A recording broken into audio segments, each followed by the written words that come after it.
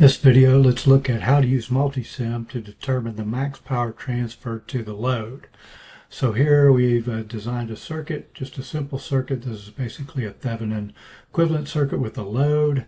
And just one little tip here, if you're drawing another circuit, something that might be helpful is if you hold down the control key and then click and drag, you can now use Control C to copy and then Control V to paste that circuit somewhere else. So you can see that if you have a circuit that you're working on doing something else and you want to make a new circuit, that's one way to quickly do that. So let's get rid of our circuit. So again, we're trying to figure out what value of R do we need our load to deliver the max power to the load. So we're going to use a parameter sweep here, and this is a DC circuit. So we're going to do parameter sweep here. We select DC circuit, normally DC operating point. We're going to do a parameter sweep. Then it asked us which thing do we want to sweep.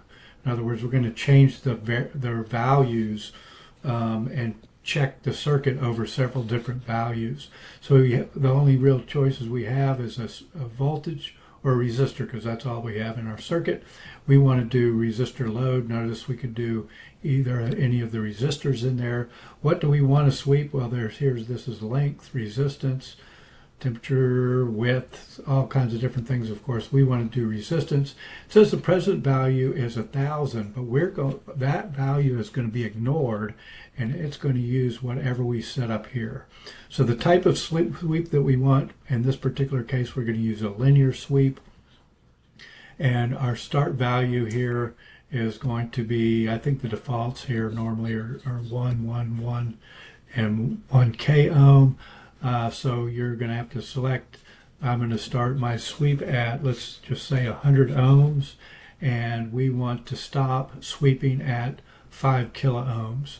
So again, we can have some drop downs, we can change these things here. And then how many points do we want to sweep?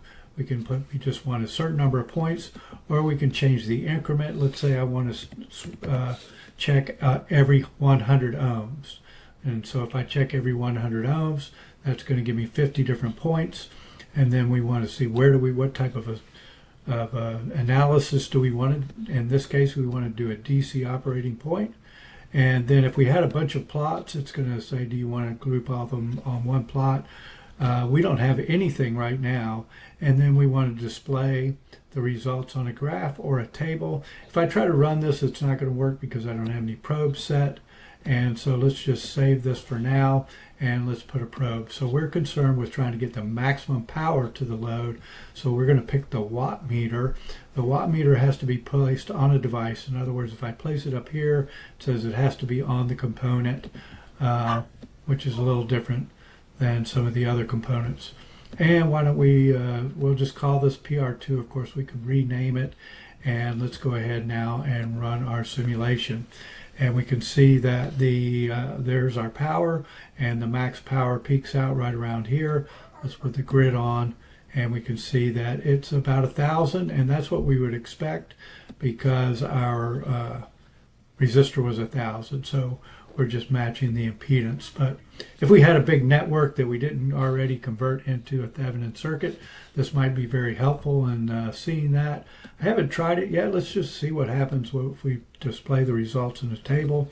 I'm kind of curious myself, and maybe it didn't really do that. Let's take a look and see if I actually changed it. Display results in a table and run. Okay, so now we can see we're getting some different values here. And I think I like the visual from the graph results. And so that's how you set that up.